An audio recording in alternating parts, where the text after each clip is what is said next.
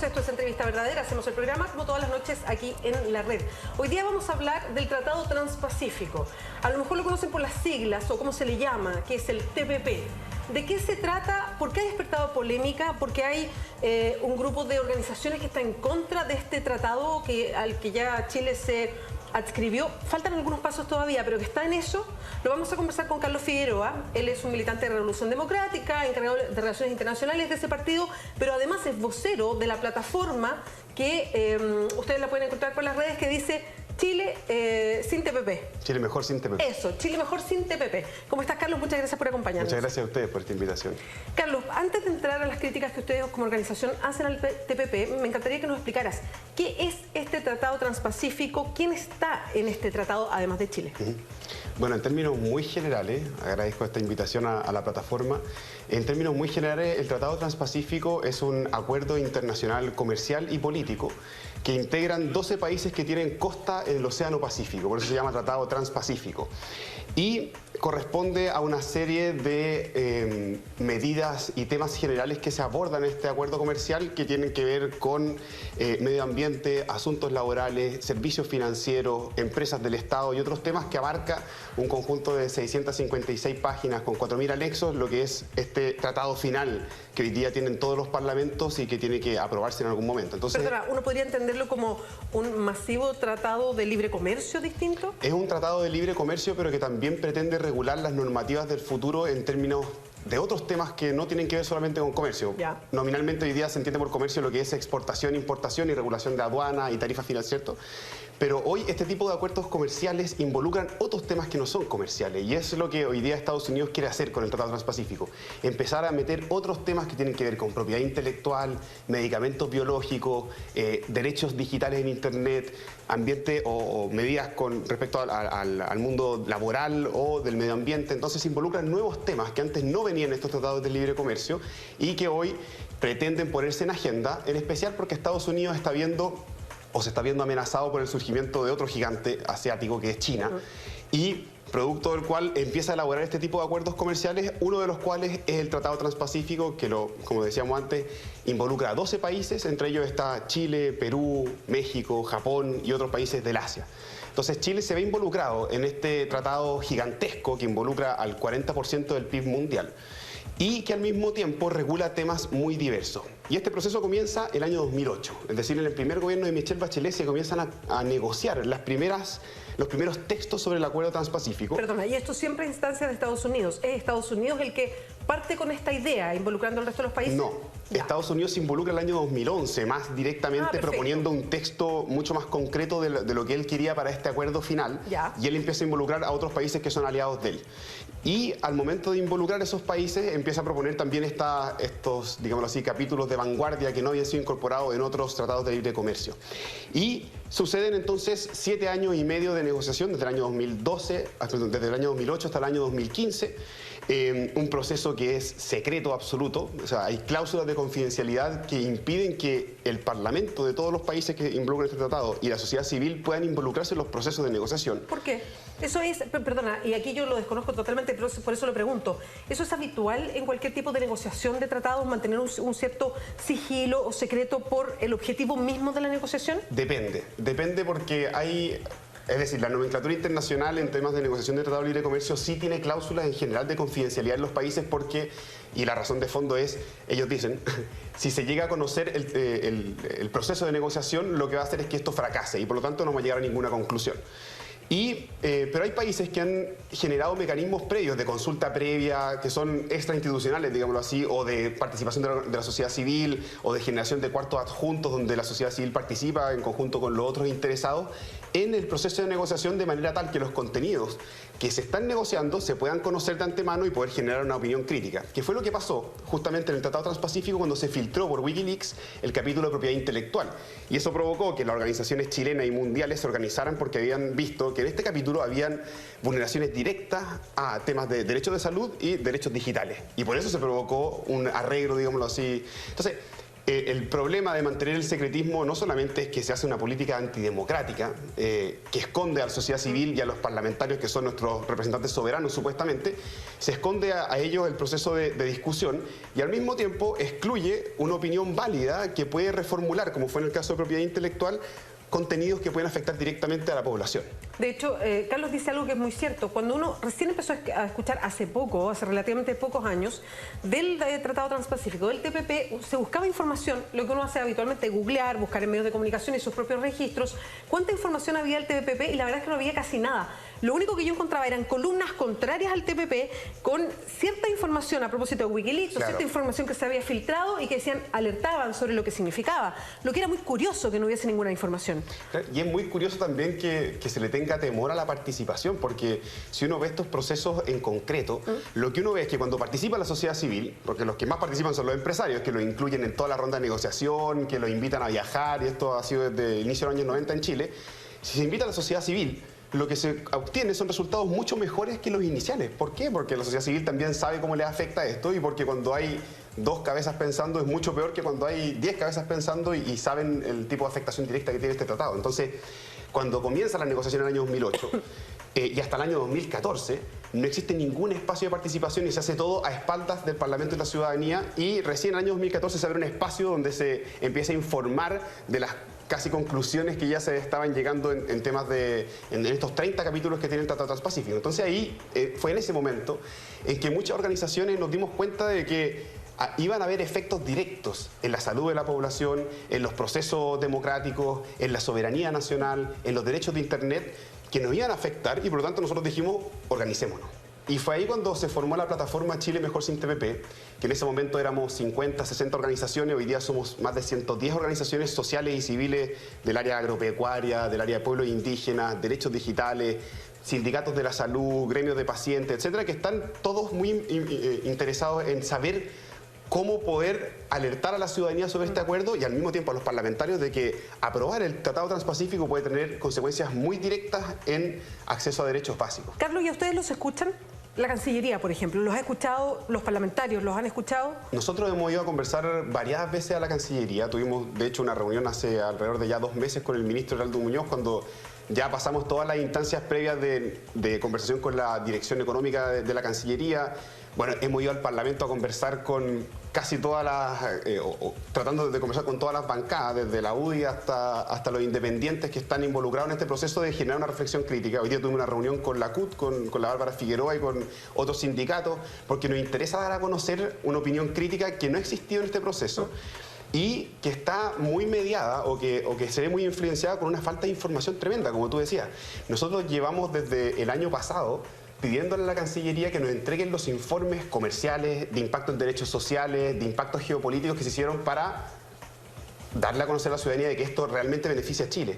Y me vaya a creer tú que no se hizo ningún informe comercial en los 8 años, ningún informe de impacto en derechos sociales o en derechos humanos y ningún impacto de las consecuencias geopolíticas que puede tener el Tratado Transpacífico, y eso en boca del propio ministro. O sea, no hubo en el proceso de negociación de 8 años ningún tipo de informe que fuese a pronosticar cómo Chile iba a resultar, digámoslo así, de este acuerdo. O sea, ¿cómo lo explica el ministro? Porque habitualmente cuando se hacen tratados, o sea, es como bien evidente, cuando se hacen tratados con otro país, se cambia una serie de ejes de relaciones con ese país en específico y con los otros. Y eso siempre tiene que proyectarse en el futuro. ¿Qué significa para Chile? ¿Qué significa para la relación de su entorno? ¿Para la relación con estos otros? En fin. Sí. En este caso, ¿por qué no? Mi respuesta, porque después de mucho tiempo de pensar cuáles son las razones de la Cancillería que le llevan a impulsar este proyecto, este acuerdo internacional, yo creo que siendo Chile hoy día el país que tiene más tratados de libre comercio del mundo, tenemos 24 tratados de libre comercio con 64 países, y después de tener aranceles casi cero a los productos que exportamos y importamos, yo creo que más responde a una lógica de creer que todo tratado de libre comercio, por ser de libre comercio, es bueno y que por lo tanto hay que firmarlo. Y eso ha sido un poco la actitud de la Cancillería durante los últimos 25 años. Y me llega a mí eso a pensar que el Tratado Transpacífico les atrajo porque era un tratado de libre comercio más y que más encima venía con esta cortina o esta pomada de que nos iba a situar en el siglo XXI, cuando los informes que hoy día uno puede leer en Estados Unidos y que se están haciendo en los otros países dicen que para Chile en específico, el Tratado Transpacífico no trae beneficios. Y lo que sí le trae son costos. ¿Por qué? ¿Por qué, Carlos? ¿Dónde y en esas áreas? Porque hay varias áreas sensibles que son bien interesantes que ustedes han ido analizando y que tienen que ver con, por ejemplo, la agricultura, a propósito del tratamiento de semillas, la propiedad. Tiene mucho un paraguas del tema de la propiedad intelectual de las cosas. Entonces ahí se afectan las nuevas tecnologías, se afectan también los fármacos y las patentes. Entonces explícanos, ¿por qué este efecto negativo que tendría para Chile? Claro, en un tema más genérico, quizás el tema de la propiedad intelectual, para explicarlo bien, corresponde a una política que se empezó a instaurar en el siglo XX para proteger los derechos de autor de quienes creaban alguna obra o algún tipo de producto específico que se quisiera después copiar y distribuir, ¿cierto? Entonces, si tú querías distribuir una copia X de tal producto, tú tenías que conseguir una autorización de los que tienen los derechos de autor para poder comercializarlo y así ellos recibían de vuelta el dinero o parte del dinero que significa esa propiedad de derecho de autor. ¿Qué es lo que trata de hacer el Tratado Transpacífico? Es tratar de generar una propiedad intelectual mucho más estricta que impida una divulgación más pronta de los contenidos. Entonces se alargan, por ejemplo, los años de propiedad intelectual que se tienen sobre las obras de artistas y todo eso de 50 a 70 años. Chile ya tenía eso por el Tratado de Libre Comercio con Estados Unidos, pero los otros países no todos lo tenían. Y así, en distintos ámbitos, se va protegiendo la propiedad intelectual, pero al mismo tiempo se va acortando el acceso a la cultura, porque mientras tú tengas que pagar para poder acceder a contenidos específicos, lo que hace es que la gente no pueda acceder si es que no es público o de público acceso. Entonces, ¿qué es lo que sucede en estos dos temas específicos que son derechos digitales y el acceso a la salud? En temas de derechos digitales, lo que las organizaciones del mundo digital han dicho es que el Tratado Transpacífico, específicamente para el caso de Chile, lo que hace es cambiar el procedimiento mediante el cual hoy día se pueden bajar los contenidos que infrinjan la propiedad intelectual, ¿cierto? Entonces, hoy día, ¿cómo funciona el sistema en Chile? Después de haber firmado el Tratado de Libre Comercio con Chile, se estableció un procedimiento mediante el cual un intermediario de Internet, los intermediarios son Google, BTR, todos los que sostienen las plataformas de Internet, solo puede bajar un contenido de Internet que infrinja la propiedad intelectual si hay un pronunciamiento judicial anterior. Entonces, eso certifica un debido proceso mediante el cual la gente se le protege su derecho a poder acceder a estos contenidos si es que no se comprueba antes judicialmente que están infringiendo la propiedad intelectual. Estados Unidos tiene otro proceso que responde a la petición de las empresas que le hacen a los intermediarios si es que ellas ven infringida su propiedad intelectual. Y los intermediarios bajan los contenidos y el usuario es el que tiene que ir y hacer un proceso judicial para poder restaurar su contenido si es que comprueba que no se infringió la propiedad intelectual. O sea, para decirlo muy simple, esto lo que puede provocar es que haya una bajada masiva de contenido de Internet que supuestamente infringe la propiedad intelectual sin haber un pronunciamiento judicial de por medio. Sino que tienes que perseguir el pronunciamiento judicial después que te bajen los contenidos. Entonces, obviamente, no se resguarda el debido proceso de los debidos derechos y eso, obviamente, también conlleva un problema más profundo, que es que dado que no se puede discutir el Tratado Transpacífico y se tiene que aprobar todo o rechazar todo, no existe la posibilidad de dar un debate con altura de miras sobre qué es la propiedad intelectual y cuál va a ser el acceso que nosotros queremos tener a los bienes culturales o los bienes que se produzcan. Entonces hay un debate... Carlos, tenemos que hacer una pausa ahora y me interesa entrar a eso. Hay un debate censurado porque efectivamente, y le voy a preguntar también a Carlos, el tema de, bueno, como conjugamos también, el tema de la propiedad intelectual, sobre todo que es un tema abierto hoy día respecto a las tecnologías, pero está ese detalle, hoy día no lo estamos discutiendo como sociedad. Vamos a volver a hablar con Carlos Figueroa, hacemos una pausa aquí en Entrevista Verdadera y volvemos.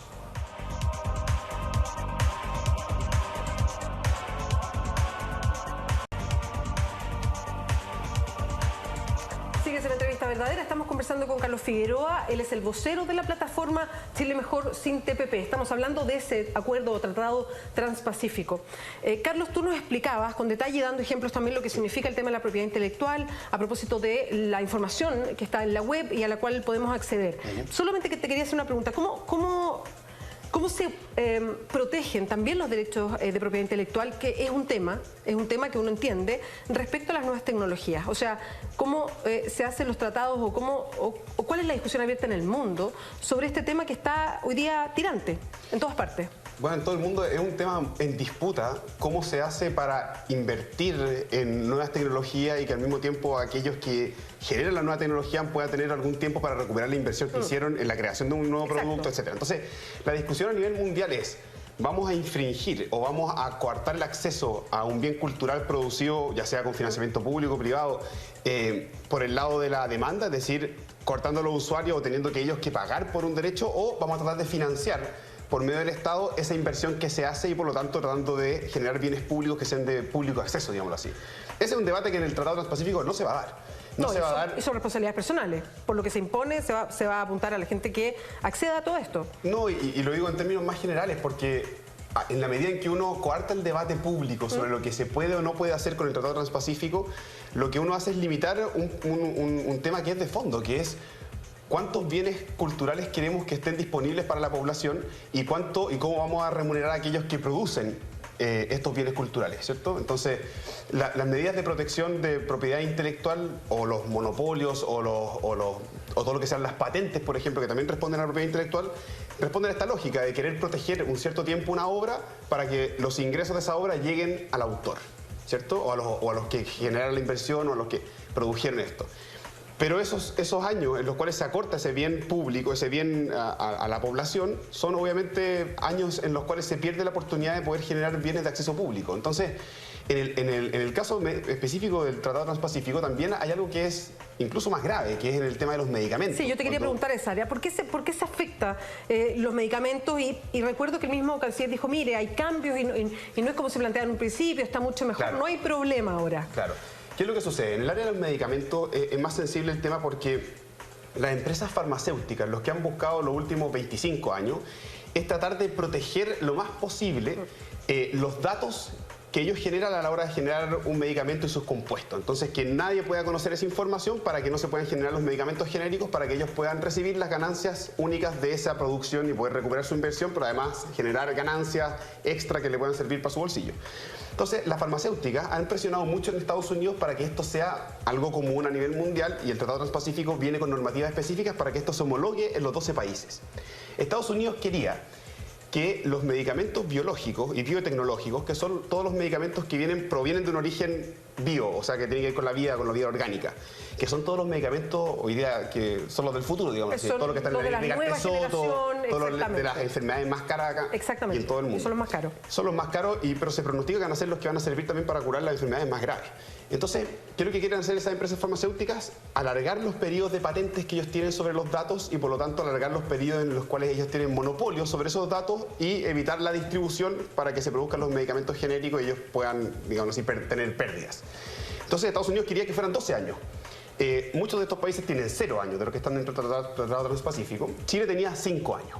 Y en la negociación, a lo que quedó el texto final, y en esto tenemos una discusión constante con la Cancillería, porque ellos dicen que no se movió un pelo de lo que tenía el acuerdo de libre comercio con Estados Unidos y esos 5 años, nosotros creemos que no es así. La interpretación es que hoy día se nos va a exigir en Chile 5 años más 3 años de medidas de protección extra, que son las que vendrían en el Tratado Transpacífico. ¿Y eso qué implicaría? La implicancia concreta es que las empresas que produzcan un nuevo medicamento biológico, biotecnológico, van a poder tener más años de monopolio sobre esos datos y por lo tanto impedir que los medicamentos genéricos, que son de acceso más gratuito a más barato a la población, se puedan producir. Eso, en un informe que elaboró el Ministerio de Salud el año 2015, al ver qué es lo que estaba sucediendo, va a implicar 770 millones de dólares al fisco anual por cada año extra que se alargue la patente. Si son de 5 a 8 años, son 3 años extra. Por cada año extra son 770 millones de dólares anual.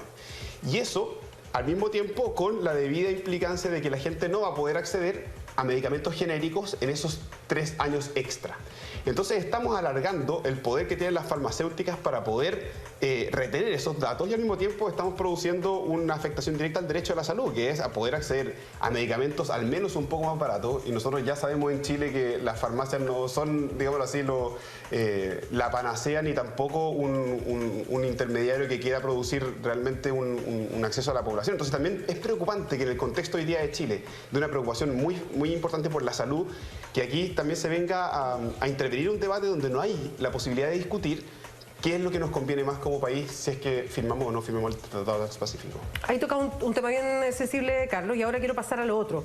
¿En qué etapa está? Si quedan todavía voy a decirlo así, queda derecho a pataleo porque tiene que pasar por el Congreso y ya hay varios parlamentarios que han dicho públicamente que no van a votar a favor del tratado. Ha habido varios parlamentarios que públicamente también han apuntado a la Cancillería diciendo ustedes no nos han entregado la información, esta no ha estado disponible, hay un secretismo al respecto, entonces ¿cómo quieren que votemos? Y resulta muy curioso, a propósito de un informe que se pidió, que lo pidió el diputado Giorgio Jackson, que la Cancillería le envía un informe donde dentro del informe la persona que lo hace habla de opacidad, o sea, de no entregar los datos, y es hipercrítico al tratado, diciendo que no hay beneficios claros para Chile, en fin. Entonces, ¿cómo uno entiende que dentro de la misma Cancillería manejan la información de que falta que se conozca el tratado? Incluso el informe dice que en un Chile como el de hoy no corresponde que haya secretismo de esta naturaleza porque las personas están exigiendo participar.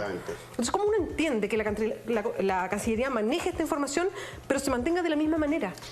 Mira, nosotros descubrimos que ellos habían hecho este informe porque ingresamos a la página de transparencia del Ministerio de Relaciones Exteriores y descubrimos que se había encargado un informe en diciembre del año pasado. O sea, habían terminado las negociaciones en noviembre, septiembre y en diciembre ya habían hecho un informe que duró un mes y que se lo encargaron a un funcionario de Chile 21, de la Fundación. Y el informe, como tú bien dices, era crítico. Y nosotros no podíamos tener acceso a ello porque empezamos a solicitar acceso al documento y no nos respondían, no respondían. Lo hicimos por medio de 2 oficios, por medio de la Cámara de Diputados, después uno más formal por medio de la Cámara misma de Diputados. Y tuvimos que finalmente hace poco mandar un mail al ministro diciendo si ustedes no nos contestan, nosotros vamos a aplicar las medidas correspondientes que tiene que ver con el incumplimiento de no respuesta a los oficios que son emitidos por la Cámara de Diputados. Y fue ahí recién el momento en que nos soltaron, después de 6 meses, el informe que ya habían elaborado en diciembre de ese año. ¿Y por qué no lo querían pasar? Obviamente porque el informe es muy crítico desde un punto de vista más o menos imparcial a cuáles han sido, digámoslo así, el procedimiento oscurantista, digámoslo así, y excluyente de la sociedad civil, pero al mismo tiempo dando a entender que no existen beneficios claros para que Chile firme el Tratado Transpacífico. Y eso lo han remarcado también otros informes a nivel internacional. Algunos dicen, por ejemplo, el del Banco Mundial, no solamente que Chile va a crecer un extra 0,07% anual, o sea que no es nada, sino también pronostican pérdidas, por ejemplo, del PIB para socios tan importantes para nosotros como China. Como China no está incluido en este tratado, el tratado va a desviar el comercio y Chile se va a ver perjudicado. Y asimismo, otros estudios que pronostican pérdidas de empleos para Chile o incluso retroceso en términos globales. Entonces, ha habido también una negligencia general y una subordinación también a esta estrategia de Estados Unidos que no parece estar muy fundamentada y que al mismo tiempo no haya respaldo tampoco, como tú decías, en el Parlamento y en el proceso general. Lo que viene ahora para adelante es un proceso donde los 12 países que forman parte del Tratado Transpacífico tienen que llevar el Tratado Transpacífico, estas 656 páginas más los 4.000 anexos que traen incluidos, son un mamotreto muy grande y eso cada uno de los parlamentos lo tiene que aprobar o rechazar en su integridad y en procesos que no duran mucho tiempo. En Chile, lo que ha dicho la Cancillería es que este acuerdo entraría en agosto de este año y que tendría un proceso de discusión sin urgencias. Eso es lo único que se ha dicho hasta el momento, pero siempre se va corriendo el ingreso al Parlamento. Solo para confirmar, entra al Parlamento y el Parlamento puede decir sí o no, pero no puede meterse en decir, mire, cambiemos esto, nada. ¿Es sí o no? No puede cambiar ninguna de las 4.000 páginas que están ahí en el Tratado Transpacífico. Y lo que nosotros hemos estado haciendo es ir a conversar no solamente con la Cancillería, donde conversamos asiduamente también haciendo preguntas, tratando de responder algunas dudas, sino también con los parlamentarios que hoy día son los que van a ser responsables de aprobar o rechazar este tratado. Y lo que nosotros vemos a partir de conversaciones que hemos tenido con distintas bancadas, con distintos colores políticos, es que existe una renuencia o que existe una especie de duda de que realmente Chile se vaya a ver beneficiado con esto y por lo tanto habría muchos, y muchos ya lo han declarado públicamente, que van a rechazar el Tratado Transpacífico. Entre ellos los independientes Giorgio Jackson, Gabriel Boric, Carla Rubilar, y hay otros que están también involucrándose poco a poco de los independientes. También está Fuad Chahín, que es el jefe de la bancada de la democracia cristiana, ya también se ha pronunciado en contra. Jorge Raktrev, que es del Partido Renovación Nacional, también se ha declarado en contra. Y así hay un sinnúmero de diputados transversales de distintas bancadas que han dicho que van a liderar un proceso o que van a tratar de generar una opinión crítica, Carlos, que no ha existido contra el Tratado Transpacífico. ¿Y qué pasa si el Parlamento, efectivamente esto aumenta y el Parlamento lo rechaza? ¿Se cae el tratado? Claro, si el Parlamento chileno rechaza el acuerdo transpacífico, probablemente va a tener que venir un procedimiento que se llama un procedimiento de denuncia, donde Chile va a tener que pedir que se le excluya del acuerdo y pasaría a ser parte, digamos así, de los países que no estaría dentro del acuerdo transpacífico. ¿Y cuál es la gran, digamos así, la gran ventaja para Chile de no estar en ese proceso? Nosotros tenemos tratado de libre comercio con los 11 países que están dentro del Tratado Transpacífico, entonces lo que se le agrega a Chile es muy poco. Nosotros vamos a mantener esos tratados de libre comercio con todos esos países, podemos arreglarlos para conseguir algunos de los beneficios que trae el Tratado Transpacífico en acceso de productos específicos a mercados como el canadiense o como el japonés. Perdona, Carlos, no significa, porque yo también leyendo gente que está a favor del tratado, sí, y que apuntan sí a que hay algunas cosas que pues, se pueden considerar ripios, pero que lo apoyan. Sí. Es decir, es que no nos podemos quedar afuera, somos un país chico, tenemos que estar involucrados. Si están estos países grandes, estemos mejor, es mucho mejor estar que no estar. Es como subirse a un carro porque uno se queda atrás si no se sube. Un poco, lo estoy simplificando mucho, pero sí, un poco es el planteamiento. Sí, yo creo que esa es una caricatura para tratar de convencer de que esto es realmente algo beneficioso para Chile, pero la evidencia es que es lo contrario, o sea que nos veríamos más perjudicados que beneficiados. Perdón, esto depende mucho del punto de vista donde uno lo enfoque, o sea, nosotros hemos sido críticos al tratado tratando de hacer un balance entre los beneficios y los costos y creemos que los costos son más grandes que los beneficios. Y finalmente, ¿por qué los gobiernos siguieron con esto? ¿Por qué Chile básicamente a través de sus gobernantes se sube a este carro? Porque también tiene esa sensación de que no puede quedarse afuera, porque estamos sometidos a todas las presiones internacionales de los más grandes. ¿Por qué? Bueno, yo creo que la retórica clásica es creer que al estar en todos los acuerdos, en todas las mega bloques comerciales, Chile estaría siendo como de nuevo el jaguar de Latinoamérica o el país que le lleva a la vanguardia en el libre comercio, cuando eso no necesariamente es bueno. Tampoco es malo siempre, sino que uno tiene que hacer análisis de cuándo es bueno y beneficioso para Chile hacer tratado de libre comercio y cuándo eso también nos va a hipotecar nuestra capacidad de poder realmente salir del subdesarrollo, porque el Tratado Transpacífico no va a sacar a Chile del subdesarrollo, jamás. No trae ningún tipo de empuje ni a la industria, ni a la generación de innovación y tecnología, ni la generación de un rol del Estado que va llevando a la vanguardia del financiamiento de X sector productivo, lo que sea, sino que al revés, lo que hace es generar un tratado que norma la inversión y el comercio de las grandes empresas transnacionales que tienen capitales en los distintos países.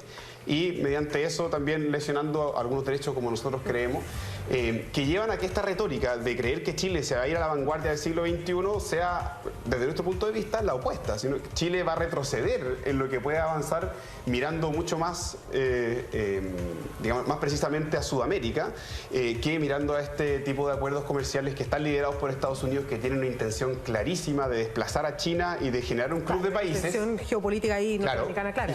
Y generar un club de países, y esto lo ha dicho el presidente Barack Obama directamente, donde ellos construyen las nuevas reglas del futuro y donde hayan un club de países que empujen esto hacia que sea algo del ámbito mundial. Carlos Figueroa, muchas gracias por acompañarnos esta noche. Muchas gracias a ustedes. Que te vaya bien. Gracias. Nosotros de inmediato enlazamos con Ignacio Franzani. Viene Mentiras Verdaderas. Buenas noches.